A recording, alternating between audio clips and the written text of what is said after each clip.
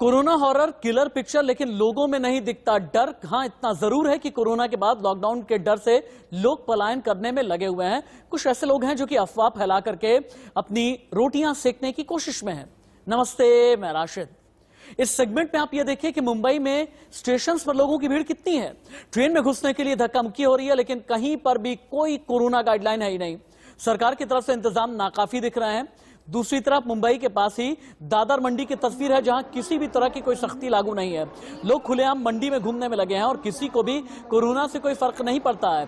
दो तस्वीरें आप देखें, मुंबई में ट्रेनों में किस तरह से उमड़ी है भीड़ और दादर की मंडी की जो भीड़ नजर आ रही है। हालांकि प्रधानमंत्री ने एकदम क्लियर ये कह दिया है कि नाइट कर्फ्यू तो ठीक, लेकिन लॉकडाउन नहीं लगेगा। लेकिन कई ऐसे लोग हैं जो कि अफवाह फैलाने की कोशिश कर रहे हैं। मुंबई में ट्रेन में उमड़ी है भीड़। इनमें से कोई यूपी का है, बिहार का है, पंजाब का है, राजस्थान का है, गुजरात या फिर एमपी का है। लोगों को ये लग रहा है कि अगर वापस से कोरोना के हालात खराब हो रहे हैं तो कहीं ऐसा ना हो जाए कि रातों रात लॉकडाउन लग जाए और ये अपने घर तक भी ना पहुंच पाए, क्योंकि रोजी रोटी का साधन भी इनके लिए बंद हो जाएगा। तो ऐसे में चुनौतियां बहुत बड़ी हो जाएंगी। लेकिन अगली जो तस्वीर है दादर की मंडी के भीड़ की, ये तस्वीरें हैं जो हर रोज ही हम आपको ये दिखाते हैं कि लोगों को किसी भी तरह का डर नहीं है। लेकिन मुंबई से लोग पलायन क्यों कर रहे हैं, कुछ ऐसे ही लोगों से हमारी संवाददाता उर्वशी खोना ने बात की है। देखिए, लंबे समय का लॉकडाउन होगा, यहाँ पे चीजें होगी नहीं, इनका कामकाज पूरी तरह से बंद हो गया है और इनको फिर नेक्स्ट टाइम ऐसे ही लास्ट टाइम की तरह चल के ना जाना पड़े, उसी वजह से कहीं ना कहीं आज जो है ये इसके पहले ही निकल रहे हैं। क्या आप लोगों की टिकट्स निकली हुई है? किस तरह से जाने वाले हैं? टिकट नहीं निकले तो कैसे जाएंगे और जाना क्यों चाह रहे हैं जबकि लॉकडाउन ऐसा अनाउंस नहीं किया? अरे हम लोग का काम नहीं चल रहा है। कहाँ से आए हैं आप? बलाट्स मैडम। अच्छा, किस चीज का कामकाज है और ये डर क्यों है कि लॉकडाउन हो जाए? नहीं, क्या करें, कुछ भी नहीं, एकदम खाली पड़े सब लड़कों लड़के लग सब जा रहे हैं। इंडिया न्यूज संवाददाता जतिन गोस्वामी पहुंचे गाजियाबाद के मोहननगर इलाके में हैरान कर देने वाली तस्वीर आई। पुलिसकर्मियों के सामने ही बिना मास्क के लोग नजर आए। हमने पुलिस वालों से सवाल पूछा, कहा कि देखिए चालान तो काट रहे हैं और एकदम रटा रटाए ये जवाब होता है। लेकिन कई ऐसे लोग हैं जो बहुत ज्यादा लापरवाह हैं। पुलिस मूकदर्शक है। बस के कंडक्टर ने भी लोगों की जिंदगी खतरे में डाली। कैसे, देखिए। मोहननगर इलाके में मौजूद हूँ। कोरोना की रफ्तार जिस तरह से बढ़ी है, उसके बाद ये जरूरी है कि हर कोई कोरोना प्रोटोकॉल का पालन करे। हम इसी बात को देख रहे हैं कि लोग इस कोरोना नियमों को कितना मान रहे हैं। मोहननगर वो व्यस्त इलाका है जहां से तमाम जगहों के लिए जो बसेज हैं वो चलती हैं और यहाँ पर पुलिस भी तैनात रहती है। हालांकि एक राहत की बात आज जरूर ये नजर आई कि अधिकतर लोग जो हैं वो मास्क पहने हुए जरूर नजर आ रहे हैं, लेकिन कुछ एक लोग ऐसे भी हैं जो मास्क नहीं पहन रहे हैं और जब उनसे पूछा जाता है तो अलग तरह के बहाने जो हैं वो जरूर करने लग जाते हैं। भाई, तो मास्क क्यों नहीं पहना हुआ आपने? मास्क पहनना चाहिए ना। अबे भाई, घर पे रहेगा, जल्दी में आया था मैं। लेकिन देखिए, ये अभी सब कहा जा रहा है चालान कटेगा। क्या आप चाहते हैं दोबारा लॉकडाउन? नहीं, ऐसा कुछ नहीं। आप क्या चाहते हैं दोबारा लॉकडाउन लगे, फिर आप लोग ऑटो नहीं चला पाएंगे? आप ऑटो वाले हैं ना। सही है, ना चला पा रहे चलान तो, लेकिन मास्क नहीं लगाएंगे। ऑटो ना चले, रोजगार ना चले, लेकिन मास्क नहीं लगाएंगे। लगाएगा मास्क। चालान कटवाना चाहते हैं? मास्क लगेगा जी, मास्क। कहाँ है मास्क? मास्क यूरा जेब में रखने के लिए नहीं है ना। अभी पहन लीजिए आप। अभी आप ऐसा व्यवहार दिखा रहे हैं जैसे नहीं पहनना चाहते। तो देखिए, हमारा मकसद फिर वही हम कहेंगे कि किसी को शर्मिंदा करना नहीं है। इधर मैं यहाँ आपको वापस दिखाने की कोशिश करूं तो आप देखिए, यहाँ पुलिसकर्मी भी मौजूद हैं और वो सख्ती से पालन करवा रहे हैं। लेकिन देखिए, पुलिसकर्मियों के सामने ऐसे लोग आते हैं जो मास्क नहीं पहनते हैं और कैमरा देखकर वो देखिए वो शख्स मास्क लगाने लग गया। तो जाहिर है आप इससे समझ सकते हैं कि कोरोना की रफ्तार क्यों बढ़ी है। नाइट कर्फ्यू गाजियाबाद में लगा दिया गया है। कल उसका पहला दिन था। कल पूरे दिन में 2000 चालान कटे, लेकिन लोग नहीं मान रहे हैं। भाई साहब, मास्क कहाँ है? मास्क कहाँ है? तो आप देखिए, ये शख्स यहाँ पर बिना मास्क के है और यहाँ देखिए तमाम पुलिसकर्मी मौजूद हैं। सब आप लोगों के सामने से बिना मास्क के लोग गुजर रहे हैं, क्यों नहीं कुछ कहते आप? उनके चलान हो रहे हैं भैया जी। देखिए, अभी शख्स आपके सामने से गुजरे, कुछ लोग गुजरे, क्यों नहीं आप लोग करते? नहीं, सबके चलान होते हैं, जो भी गुजर रहा है ये लगे हुए हैं सब। तो देखिए, यहाँ पर पुलिसकर्मी मौजूद हैं। उनका कहना है कि जो भी लोग यहाँ पर उल्लंघन कर रहे हैं उसकी तरफ कार्रवाई की जा रही है। इस तरह का सूरत हाल होगा तो कैसे जो कोरोना की रफ्तार है वो थम पाएगी? आम लोगों को सबको मिलकर ये सोचना है कि अपने साथ साथ सरकार की मुश्किलें ना बढ़ाएं और जो कोरोना है उसकी जंग हराने में सबको मिलकर अपना योगदान देना है। और ये तभी मुमकिन होगा जब सब मिलकर कोरोना प्रोटोकॉल का सख्ती से पालन करेंगे। गाजियाबाद में कैमरामैन नितिन के साथ जतिन गोस्वामी, इंडिया न्यूज। लेकिन मुंबई में बढ़ते कोरोना के बीच क्या आपको यह पता है कि वैक्सीन की बहुत कमी हो गई है? यही अगली ब्रेकिंग न्यूज है। मुंबई के 25 वैक्सीनेशन सेंटर को बंद कर दिया गया है। बचे हुए वैक्सीनेशन सेंटर पर सिर्फ आज तक का ही स्टॉक बचा है। लेकिन क्या मुंबई, क्या पुणे, क्या ठाणे और बाकी राज्यों का हाल क्या है? कैसे जीतेंगे कोरोना से जंग? लगभग 5.5 दिन के बाद में वैक्सीन का स्टॉक खत्म है, ये हेल्थ मिनिस्ट्री ने जानकारी दी है। ये जानकारी क्या है आपको लेकर के चलते हैं, अपने मेडिको रिसर्च सेंटर में लेकर के चलते हैं, जहां पर डेटा आपको यह बताएगा कि वैक्सीन कितने दिन के बाद भारत में खत्म होने वाली है। हेल्थ मिनिस्ट्री का एक डेटा है जो यह बताता है कि 5.5 दिन की वैक्सीन भारत में बची है। आंध्र प्रदेश और बिहार में 2 दिन से भी कम का स्टॉक है। ओडिशा जैसे राज्य में बड़ी मुश्किल से 4 दिन का स्टॉक है। अप्रैल में रोजाना वैक्सीनेशन की दर है 3.6 मिलियन डोज। इस हिसाब से वैक्सीन का टोटल स्टॉक 19.6 मिलियन है। 19.6 मिलियन डोज अगले 5.5 दिन तक ही चल पाएगा। पाइपलाइन में मौजूद डोज से एक और हफ्ता काम चल जाएगा। लेकिन मुंबई में वैक्सीनेशन की कमी का जायजा लिया है प्रीति सोमपुरा ने, देखिए। मुंबई के बीकेसी वैक्सीनेशन सेंटर में हूँ और अक्सर जो है यहाँ पर लोगों की काफ़ी भीड़ होती थी। रोज़ाना 7,000 से ज़्यादा लोगों को जो है यहाँ वैक्सीन दिया जाता था। लेकिन आज आप देखें कि ये सेंटर जो है पूरी तरीके से खाली है, क्योंकि आज जो है सिर्फ 160 डोज ही आए थे। वो 160 वैक्सीन के डोज जो है लोगों को दे दिया गया है। अगर मैं दिखाऊँ ये सेंटर की बात करूँ तो देखिए ये सेंटर जो है पूरी तरीके से खाली है।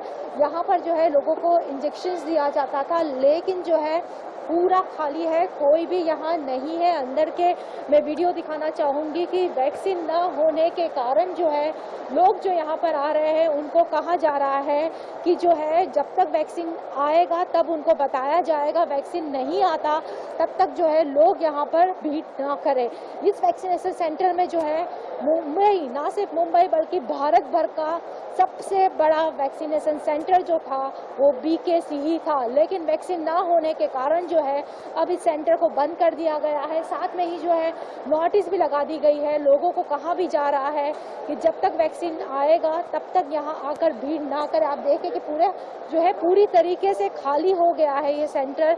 और साथ में ही जो है लोगों को भी कहा जा रहा है कि यहाँ आकर भीड़ ना करें। कैमरामैन रमेश के साथ प्रीति सोमपुरा, इंडिया न्यूज, मुंबई। आगे बढ़ते हुए इस वक्त एक और बड़ी खबर, देश में वैक्सीन विवाद पर राहुल गांधी ने केंद्र को घेरा है। देश में वैक्सीन की कमी गंभीर समस्या है, उत्सव का वक्त नहीं है, वैक्सीन एक्सपोर्ट करना क्या सही है, ये राहुल गांधी ने सवाल किया। केंद्र सरकार बिना पक्षपात के ही मदद करे, यानी राहुल गांधी ये कहना चाहते हैं एक ऐसे वक्त में जबकि कोरोना इतना फैला हुआ है और वैक्सीन की कमी हो रही है, तो ऐसे में टीका उत्सव का ऐलान प्रधानमंत्री की तरफ से क्यों किया गया। 5 राज्य कौन से बेहाल हैं जहां पर केस बेहिसाब है। अब आप ये देखें, महाराष्ट्र 24 घंटे में नए केस 56,286, मौत 376। छत्तीसगढ़ नए केस 24 घंटे में 10,652, मौत 24 घंटे में छत्तीसगढ़ में 94। यूपी में 24 घंटे में 39 की मौत। दिल्ली में 24 घंटे में ठीक इसी तरह से 24 लोगों की मौत हुई है। कर्नाटक में नए केस 24 घंटे में 6570 और मौत हुई है 36। यानी कर्नाटक, पंजाब, एमपी, यूपी वो राज्य हैं जो डरा रहे हैं। 3 हफ्ते में 276% केस कैसे बढ़े, अब आप ये भी देख लें। तारीख, केस, मौत। 1 से 7 अप्रैल लगभग केस 6,23,000, मौत 3,464। 25 से 31 मार्च नए केस कुल मिला जुला करके केस 3.25 लाख, मौत 1977। 18 से 24 मार्च 1,320 की मौत। 11 से 17 मार्च केस 1,65,000, मौत 907 की। लेकिन शहर कौन से हैं जहां पर डर है, अब आप ये देखें। महाराष्ट्र के शहर सबसे पहले आप देख लें, मुंबई, पुणे, ठाणे। एमपी के शहर इंदौर, भोपाल, जबलपुर। गुजरात के शहर अहमदाबाद, सूरत, राजकोट, जहां पर बहुत तेजी के साथ में संक्रमण दर बढ़ती चली जा रही है। लेकिन कोरोना ने कितना डराया है। रिकवरी रेट में 5.5% की कैसे आ गई है गिरावट। 31 दिसंबर से लेकर के 8 अप्रैल तक का आंकड़ा क्या कहता है। 31 दिसंबर रिकवरी रेट 96%, 31 जनवरी रिकवरी रेट 97%, 28 फरवरी रिकवरी रेट लगभग 97%। लेकिन 31 मार्च के बाद से रिकवरी रेट गिरने लगी। और लगभग 91 से 93% रह गई। इसका मतलब यह है कि पिछले लगभग 4 महीने में रिकवरी रेट में गिरावट आ गई है 5.41%। ये कोरोना को लेकर के बड़ी खबरें हैं। अब आगे बढ़ते हैं हम। जिसे एक अच्छी खबर का इंतजार पूरा देश कर रहा था, वो आ गई। इंडिया न्यूज के साथ आई खबर। पिछले 6 दिनों से नक्सलियों के कब्जे में मौजूद सीआरपीएफ के जवान राकेश्वर सिंह घर वापस आए। खास बात यह रही कि इंडिया न्यूज ने जवान की रिहाई में बहुत अहम भूमिका निभाई है।